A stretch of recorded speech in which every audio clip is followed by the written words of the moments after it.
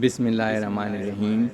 السلام علیکم عزیز دوستو، اسلام سے قبل عرب کی صورتحال اور آج کے مسلمان جس انداز میں زندگی گزار رہا ہے اس میں کیا یکسانیت ہے اور کیا فرق پایا جاتا ہے، اس کا موازنہ آپ نے خود اس ویڈیو کو دیکھ کر کرنا ہے۔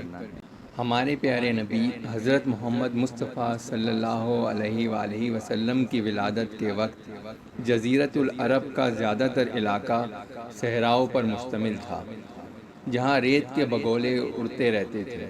البتہ جنوبی عرب کے علاقے مونسون بارشوں کی وجہ سے زرخیز تھے۔ اسلام سے قبل عرب بت پرست تھے۔ لات، منات اور عزا ان کے مقبول بت تھے، جبکہ سب سے بڑا بت ہبل کعبے کی چھت پر نصب تھا۔ اس کے ساتھ ساتھ ان کے ذہنوں میں خدا کا تصور بھی موجود تھا۔ ان کا خیال تھا کہ بت ان کے لیے خدا کے قریب ہونے کا وسیلہ ہیں۔ قرآن پاک میں اللہ تعالیٰ ارشاد فرماتا ہے، ترجمہ: لوگوں سے کہہ دیں، سن لو، اطاعت اور بندگی خالصتاً اللہ ہی کے لیے ہے، اور جن کفار نے اللہ کے سوا بتوں کو دوست بنا رکھا ہے وہ اپنی بت پرستی کے جھوٹے جواز کے لیے کہتے ہیں کہ ہم ان کی پرستش صرف اس لیے کرتے ہیں کہ وہ ہمیں اللہ کا مقرب بنا دیں گے۔ سورہ زمر آیت نمبر 3۔ گویا اس طرح عرب کھلم کھلا شرک میں مبتلا تھے۔ وہ سورج، چاند، ستاروں، پتھروں اور آگ کی پرستش بھی کرتے تھے۔ دور جاہلیت کے عربوں میں نصرانیت، یہودیت، مجوسیت اور عیسائیت پر یقین رکھنے والے قبائل موجود تھے، تو دین حنیف یعنی دین ابراہیمی کے قائل بھی موجود تھے۔ البتہ انہیں یہ علم نہ تھا کہ دین ابراہیمی کیا تھا اور اس کے مطابق خدا کی عبادت کس طریقے سے کی جاتی تھی، کیونکہ الہامی کتب محفوظ نہیں تھیں اور ان میں اس قدر تحریف کی جا چکی تھی کہ اصل اور نقل میں امتیاز ناممکن تھا۔ ہر دین کی بنیاد نماز اور زکوٰۃ کے نظام پر رکھی گئی تھی، لیکن اس کے متعلق معلومات بہت کم تھیں۔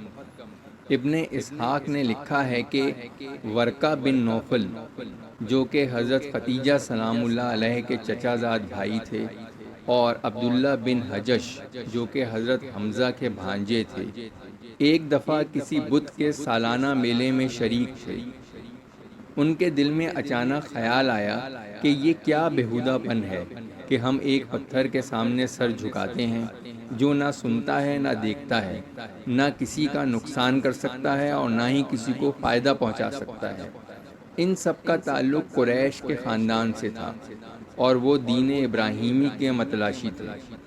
عرب کے باشندے خانہ کعبہ کا احترام کرتے تھے، احرام باندھتے، کعبے کا طواف کرتے، قربانی دیتے تھے، لیکن ان میں موت کے بعد حیات کا تصور نہیں تھا۔ عرب زیادہ تر تجارت پیشہ تھے، ان کے تجارتی قافلے دوسرے ملکوں میں بھی جاتے تھے۔ جزیرۃ العرب ایک معروف تجارتی روٹ تھا۔ عرب کے بدو اور اونٹ اس تجارتی روٹ پر مال کی ٹرانسپورٹ کا واحد ذریعہ تھے۔ چونکہ دیگر ممالک کے لوگ صحراؤں میں سفر کے عادی نہ تھے، لہٰذا ان کا انحصار عربوں پر تھا۔ گرم مسالے، کالی مرچ، سونٹھ، ہاتھی دانت، خوشبودار جڑی بوٹیاں اور ریشمی کپڑے اہم تجارتی اشیاء تھیں۔ سینکڑوں اونٹوں پر مشتمل تجارتی قافلے روانہ ہوتے تھے، جن کی حفاظت کے لیے مسلح افراد ہمراہ ہوتے۔ مکے میں سالانہ تجارتی میلے بھی لگتے تھے۔ صنعت اور زراعت بہت کم تھی، بھیڑ بکریاں چرانا معمول کا کام تھا۔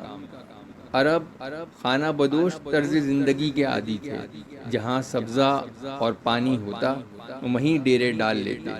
سیاسی اور سماجی حالت دگرگوں تھی، معاشرہ زوال پذیر تھا، اضطراب اور انتشار کی کیفیت نمایاں تھی۔ لوگ آقا و غلام، حاکم و محکوم میں تقسیم تھے، ڈاکہ زنی اور قتل و غارت گری عام تھی۔ عدالت اور قانون کا کوئی تصور نہ تھا، اظہار بیان کی آزادی نہیں تھی۔ عرب انسانی حقوق سے بھی ناآشنا تھے۔ انسان اپنے مقام سے اس حد تک گر چکا تھا کہ اسے حقوق اللہ اور حقوق العباد کا کچھ شعور نہ تھا۔ عبادت کی جگہ رسومات نے اور زہد کی جگہ ریاکاری نے لے لی تھی۔ لڑکیوں کو زندہ درگور کر دیا جاتا تھا۔ قرآن میں اللہ تعالیٰ ارشاد فرماتا ہے، ترجمہ: جب ان میں سے کسی کو بیٹی پیدا ہونے کی خبر دی جاتی تو یہ سنتے ہی اس کا چہرہ سیاہ پڑ جاتا اور وہ خون کے گھونٹ پی کر رہ جاتا، لوگوں سے منہ چھپاتا پھرتا کہ اس بری خبر کے بعد اب کیا کسی کو منہ دکھائے۔ پھر سوچتا ہے کہ ذلت کے ساتھ بیٹی کو پالے پوسے یا پھر مٹی میں دبا دے۔ بے شک وہ بہت برا فیصلہ کرتے تھے۔ عرب کے وحشی عورتوں اور بچوں کو اغوا کر کے فروخت کر دیتے، جنگ کے بعد لاشیں مسخ کر دیتے، ان کے ناک اور کان کاٹ کر اپنے گلے کا ہار بناتے، قیدیوں کو زندہ جلا دیتے۔ وحشی اس قدر کہ زندہ جانور کا گوشت کاٹ کر بھون کر کھا لیتے۔ غلام اور لونڈیاں رکھنے کا رواج عام تھا۔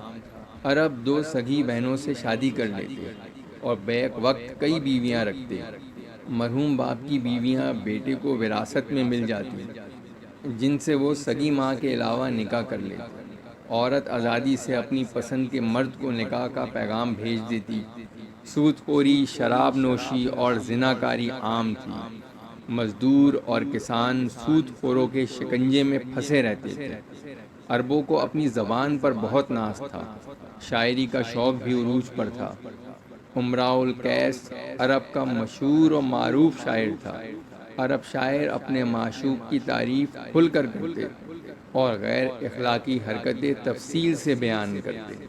عرب میں نہ کوئی مرکزی نظام تھا، نہ عدالتی نظام، نہ کوئی انتظامی ڈھانچہ تھا، نہ معاشیات کا شعبہ۔ غیر ممالک سے بھی تعلقات نہیں تھے۔ ظالم کو ظلم سے روکنے اور مظلوم کو مصائب سے بچانے کا کوئی بھی بندوبست نہ تھا۔ جس کی لاٹھی اس کی بھینس کا قانون رائج تھا۔ اس وقت کسی کو گمان بھی نہ تھا کہ آپ صلی اللہ علیہ وآلہ وسلم کی اعلان نبوت کے بعد ان غیر آباد اور غیر مہذب علاقوں اور قبائل میں سے کوئی نیا مذہب ظہور پذیر ہوگا جو ان وحشی قبائل کو اس قدر مہذب بنا دے گا کہ یہ دنیا پر حکمرانی کرنے لگیں گے۔ عزیز دوستو، اگر آپ کو ہماری یہ کوشش پسند آئی تو چینل کو سبسکرائب کر دیجئے اور ویڈیو کو لائک اور شیئر کر دیجئے۔ ہماری دعا ہے کہ اللہ ہم سب کے دلوں کو سکون عطا کرے اور ہمیں دنیا اور آخرت میں کامیابی عطا کرے۔ آمین۔